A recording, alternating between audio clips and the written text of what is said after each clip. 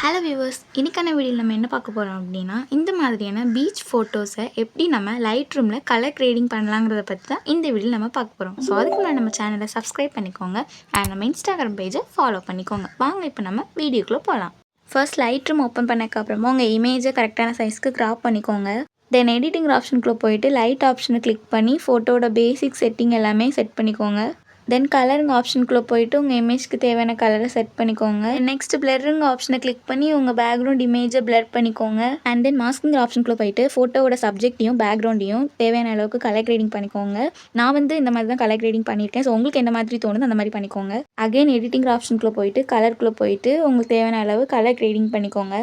Colour grading finish பண்ணக்கப்புறமா lighting ஆப்ஷனுக்குள்ளே போயிட்டு curve கொடுத்தீங்க அப்படின்னா உங்களோட டோட்டல் இமேஜ் லுக்கையும் நீங்கள் சேஞ்சஸ் பண்ணிக்கலாம். தென் ஃபோட்டோவை சேவ் பண்ணிக்கோங்க.